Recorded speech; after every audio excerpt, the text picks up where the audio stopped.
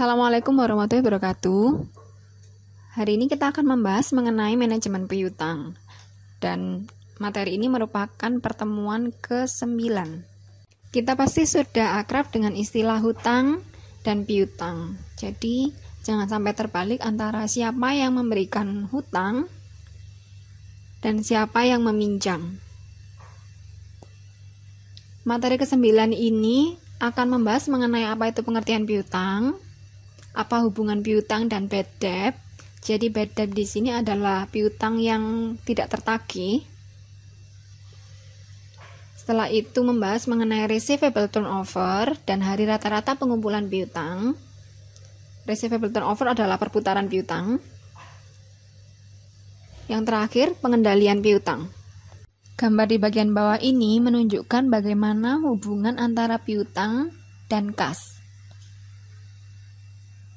Pada umumnya perusahaan menjual hasil produksinya secara kredit. Nah, jadi dari produksi itu yang dijual secara kredit akan melahirkan piutang dagang. Setelah piutang ditagih, baru lahirlah kas. Jadi hubungannya, kas akan digunakan untuk membeli bahan baku. Kemudian bahan baku diolah dan diproduksi menjadi barang jadi. Barang jadi yang dijual secara kredit timbul piutang. Saat piutang dibayar, maka kembali lagi menjadi kas. Apa sih piutang itu? Piutang adalah nilai jatuh tempo yang berasal dari penjualan barang atau jasa, atau dari pemberian pinjaman uang. Pembayaran piutang biasanya tidak dilakukan secara langsung atau tunai saat itu juga. Biasanya bersifat bertahap. Perbedaan piutang usaha dan wesel tagih. Piutang usaha mengacu pada janji lisan untuk membayar yang berasal dari penjualan produk dan jasa secara kredit. Sedangkan wesel tagih mengacu pada janji tertulis untuk membayar. Jadi ada janji tertulisnya. Piutang dilihat sebagai investasi. Kenapa? Karena dianggap sebagai akan adanya aliran dana yang masuk ke perusahaan. Jadi aliran dana ini masuk secara bertahap dan sistematis ke kas perusahaan. Besar kecilnya piutang ditentukan oleh yang pertama adalah volume penjualan kredit. Besar kecilnya penjualan secara kredit mempengaruhi besar kecilnya piutang perusahaan. Yang kedua adalah syarat pembayaran kredit.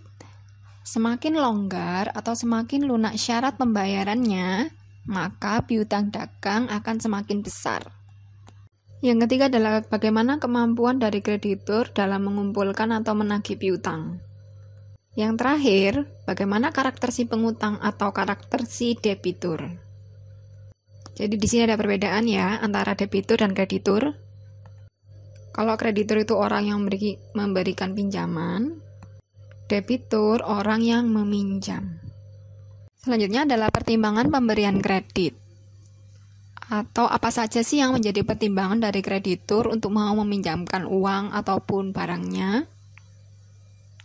Ada yang disebut dengan 5C, yaitu karakter, capacity, capital, collateral, dan condition. Yang pertama, karakter atau karakter dari orang yang meminjam. Seandainya karakternya baik, maka bisa dipertimbangkan sebagai debitur. Yang kedua adalah capacity atau kapasitas. Jadi mampu atau enggak si debitur itu untuk mengembalikan hutangnya. Yang ketiga adalah capital atau modalnya. Gimana kondisi atau posisi keuangan perusahaan, seperti apa? Mampu enggak dia mengembalikan? Yang keempat adalah kolateral, artinya jaminan. Jadi di sini dilihat apa harta perusahaan yang dijadikan jaminan dalam berhutang.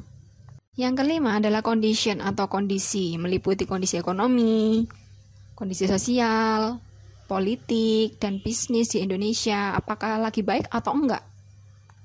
Tapi yang paling penting dari semua ini adalah kepercayaan atau trust. Jika suatu perusahaan sudah kehilangan kepercayaan dari para partner bisnisnya, maka bisa disimpulkan bahwa dia sudah kehilangan kesempatan dalam berbisnis. Piutang berhubungan erat dengan bad debt atau piutang ragu-ragu. Biasanya munculnya piutang atau penjualan secara kredit dilakukan dengan maksud untuk menggenjot penjualan agar tercapai target yang diinginkan perusahaan. Namun, persoalan yang sering terjadi, pada saat angka penjualan kredit diperbesar, maka akan meningkat pula piutang ragu-ragu atau bad debt. Nah, piutang ragu-ragu tersebut ada kemungkinan piutang tidak tertagih. Piutang yang tidak tertagih menyebabkan berkurangnya keuntungan. Biasanya perusahaan menyediakan cadangan piutang tidak tertagih atau uncollectible account reserve. Jadi ada resiko pada saat piutang terlalu besar, ada kemungkinan munculnya bad debt. Kira-kira apa saja sih penyebab timbulnya bad debt? Yang pertama adalah karena perusahaan ingin mengejar target penjualan. Pada saat ada kenaikan angka penjualan secara kredit, otomatis biasanya juga menaikkan jumlah bad debt, dan begitu juga sebaliknya. Penyebab selanjutnya adalah penjualan produk yang sifatnya kredit atau non-tunai dilakukan secara tidak hati-hati. Artinya tidak ada manajemen risiko yang baik. Hal ini juga bisa dilatar belakangi dengan keinginan yang begitu tinggi untuk mengejar bonus atas target penjualan. Penyebab yang terakhir bisa saja perusahaan memiliki tagihan atau kewajiban dalam bentuk kredit kepada pihak perbankan. Pada saat uang kas perusahaan tidak lagi mencukupi, sehingga perusahaan mengantisipasinya dengan melakukan penjualan non-tunai atau kredit. Misalkan, debitur diharapkan untuk membayar DP dulu 40% dan sisanya dalam bentuk kredit. Nah, 40% ini akan digunakan untuk membayar kewajiban ke perbankan. Selanjutnya, bagaimana cara memperkecil bad debt? Yang pertama adalah menghindari keputusan penjualan produk pada saat pasar dalam kondisi yang kurang baik. Lalu membatalkan penjualan produk pada konsumen yang memiliki reputasi buruk dalam dunia bisnis. Ini berhubungan dengan 5C, yaitu karakter. Lalu, hindari memproduksi dan menerima order pada saat pasar tidak menentu. Yang keempat, pada saat tingkat persaingan bisnis semakin tinggi dan inovasi produk berjalan lambat, maka lebih menerapkan tindakan prudensial principle atau prinsip kehati-hatian. Yang terakhir adalah melibatkan manajer-manajer lain seperti manajer marketing, manajer finance, production, hingga human resource dalam manajemen piutang. Selanjutnya adalah jenis-jenis kredit. Yang pertama adalah kredit konsumtif. Kredit ini diajukan oleh debitur kepada kreditur untuk memenuhi kebutuhan pribadinya, seperti membeli sepeda motor, mobil, perabot rumah, dan lain-lain. Yang kedua adalah kredit produktif. Kredit ini dibagi menjadi dua, yaitu kredit investasi dan kredit modal kerja. Kredit produktif diajukan oleh mereka yang bergerak di dunia usaha atau yang mempunyai bisnis, dan mereka berusaha untuk berekspansi bisnis dan memperoleh keuntungan yang lebih tinggi. Kredit produktif umumnya dibagi menjadi dua. Yang pertama adalah kredit investasi. Kredit ini diajukan oleh seorang debitur dengan tujuan akan dipergunakan untuk membeli barang-barang modal. Yang kedua adalah kredit modal kerja. Kredit ini diajukan dengan tujuan untuk membeli bahan baku atau suku cadang. Dengan kata lain, untuk kebutuhan modal produksi atau modal kerja. Yang terakhir adalah kredit perdagangan atau trade.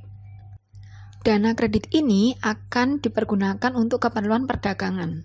Maksudnya untuk membuat barang yang telah diproduksi bisa lebih berguna dan juga bisa dipergunakan oleh banyak orang dari tempat yang berbeda-beda, baik daerah, negara, kawasan, juga budaya.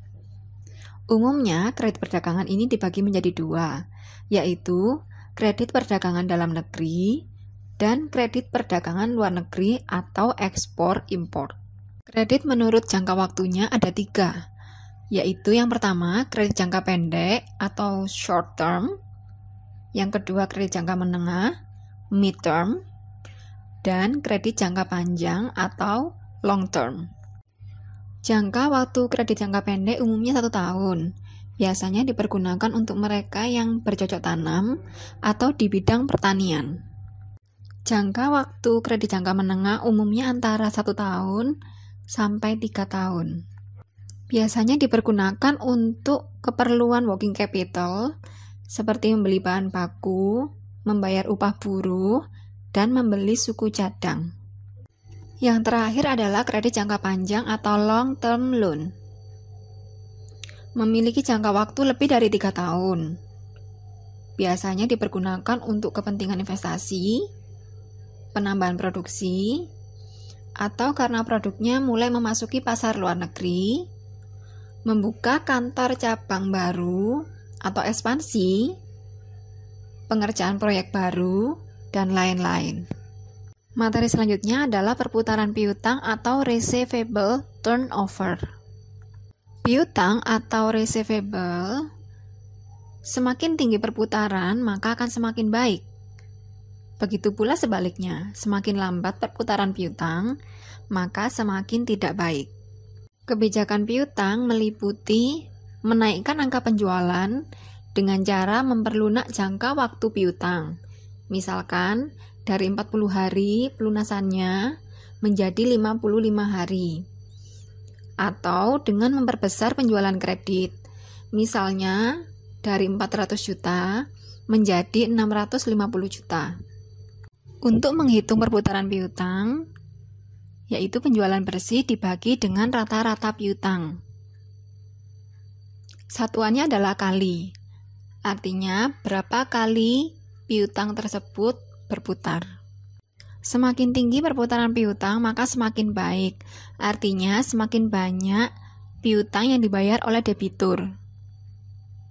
Atau siklus mulai dari kas menjadi persediaan, lalu menjadi penjualan tunai, menjadi piutang, dan menjadi kas lagi, semakin tinggi perputarannya. Sehingga persentase piutang tidak tertagih semakin kecil. Rumus kedua adalah menghitung rata-rata pengumpulan piutang, yaitu 360 hari, ini dianggap sebagai 1 tahun, dibagi dengan perputaran piutang. Satuannya adalah hari. Jadi, sebelum menghitung rata-rata pengumpulan piutang, hitung terlebih dahulu perputaran piutangnya. Atau bisa menggunakan rumus kedua, yaitu 360 hari dikali rata-rata piutang dibagi dengan penjualan bersih. Selanjutnya adalah latihan soal manajemen piutang. Di sini ada contoh penjualan bersih tahun 2008 50 juta, tahun 2009 54 juta, dan tahun 2010 58 juta. Lalu diketahui juga piutang awal tahun dan akhir tahunnya. Selanjutnya coba hitung rata-rata piutangnya, hitung pula perputaran piutangnya, dan hari rata-rata pengumpulan piutang. Untuk menghitung rata-rata piutang, maka jumlahkan piutang awal tahun dan akhir tahun. Lalu gunakan rumus yang pertama untuk menghitung perputaran piutang, dan rumus yang kedua untuk menghitung hari rata-rata pengumpulan piutang. Jawabannya bisa Anda tulis di kolom komentar di Lensa. Dapat disimpulkan bahwa semakin lama hari rata-rata pengumpulan piutang, maka akan semakin buruk bagi kas perusahaan. Artinya, debitur tidak segera membayarkan hutangnya. Dan kesimpulan yang kedua adalah semakin tinggi perputaran piutang, maka semakin baik bagi perusahaan. Selanjutnya, kita akan menghitung perputaran piutang dan rata-rata pengumpulan piutang apabila ada syarat kredit. Pernahkah Anda mendengar istilah 2/10 N/30? Ini merupakan syarat kredit yang lazim di akuntansi. Artinya, Anda akan mendapatkan potongan tunai 2% apabila pembayaran dilakukan dalam waktu 10 hari. Sedangkan N/30 artinya jatuh tempo hutang tersebut adalah dalam waktu 30 hari. Jadi syarat kredit ini menyesuaikan kebijakan piutang perusahaan. Jika potongan tunainya sebesar 5% misalkan, maka penulisannya adalah 5/10 N/30. Di sini ada contoh soal PT ABC memiliki nilai penjualan per tahun Rp180.000 dengan syarat kredit 2/10 N/30. Dari jumlah tersebut, debitur PT ABC akan membayar 60% hutangnya dalam waktu 10 hari, sedangkan sisanya dalam waktu 30 hari. Maka jangka waktu penagihannya adalah 60% kali 10 hari ditambah 40% kali 30 hari. Ketemu hasilnya adalah 18 hari. Jadi, periode penagihan rata-ratanya adalah 18 hari. Selanjutnya, untuk menghitung penjualan harian rata-rata adalah Rp180.000. Ini nilai penjualan per tahunnya dibagi dengan 360 hari. Hasilnya adalah Rp500. Untuk menghitung piutang PT ABC sepanjang tahun adalah jangka waktu penagihannya yaitu 18 hari kalikan dengan penjualan harian rata-rata atau Rp500. Hasilnya Rp9.000. Selanjutnya adalah menghitung perputaran piutang. Dengan cara penjualannya dibagi dengan piutang sepanjang tahun atau disebut dengan rata-rata piutang, yaitu Rp180.000 dibagi dengan Rp9.000. Hasilnya 20 kali. Yang terakhir adalah periode penagihan rata-rata, yaitu 360 hari dibagi dengan perputaran piutang. Jadi, 360 hari atau 1 tahun dibagi dengan 20 kali, hasilnya 18 hari. Hasil ini sama dengan hitungan kita yang pertama, yaitu jangka waktu penagihan. Pokok bahasan yang terakhir adalah pengendalian piutang. Perputaran piutang harus dikendalikan dengan menyusun tabel umur piutang. Jadi, dari tabel ini dapat diketahui jumlah piutang yang segera dapat ditagih dan piutang mana yang lambat untuk ditagih. Dari sini juga ketahuan mana debitur yang baik dan mana debitur yang buruk. Dari tabel di bawah ini dapat dilihat ada 2 debitur. Ada PT ABC dan PT ABK. Di kolom sebelah kiri umur piutang ada yang pembayarannya dalam waktu 0 sampai 10 hari hingga di atas 60 hari. Total piutang PT ABC dan PT ABK sama-sama Rp800. Tetapi 8% piutang PT ABC dibayar dalam jangka waktu 10 hari, yaitu sebesar Rp640. Sedangkan 20% sisanya dibayar dalam jangka waktu 30 hari, yaitu sebesar Rp160. Dibandingkan dengan PT ABC, PT ABK membayar piutangnya 50% pertama dalam jangka waktu 10 hari, sebesar Rp400. Lalu 20% sisanya dalam jangka waktu 30 hari, sebesar Rp160. Lalu 15% dibayar lagi dalam jangka waktu 45 hari, sebesar Rp120. Lalu sisanya 10% dan yang terakhir 5%. Akhirnya, total pembayarannya dalam jangka waktu 60 hari. Walaupun sama-sama jumlah total piutangnya Rp800, tetapi PT ABK membutuhkan jangka waktu pembayaran piutang yang lebih lama dibandingkan PT ABC. Menurut Anda, mana yang lebih baik? Jadi kesimpulannya, PT ABC lebih baik daripada PT APK. Karena PT ABC membayar tepat waktu, di mana jatuh temponya 30 hari, 80% dibayar pada hari ke-10, dan sisanya 20% dibayar pada hari ke-30. Di sisi lain, PT APK tidak membayar sesuai dengan perjanjian kredit dengan jatuh tempo 30 hari. Sebanyak 30%, yaitu 15% tambah 10% ditambah 5%, dibayar lebih dari 30 hari atau lebih dari tanggal jatuh tempo. Perusahaan yang baik sebaiknya memiliki manajemen piutang yang baik dan menghindari piutang ragu-ragu atau bad debt. Sebaliknya, jika kita lihat dari sisi lain, PT ABC dan PT APK sebagai pihak yang memberikan kredit, maka bisa disimpulkan PT ABC memiliki manajemen piutang yang lebih baik daripada PT APK. Mengapa demikian? Karena dengan memiliki nilai piutang yang sama antara PT ABC dan PT APK, yaitu sebesar 800, tetapi debitur PT ABC mampu untuk melunasi nilai piutangnya dalam jangka waktu 30 hari, sedangkan PT APK lebih dari 60 hari.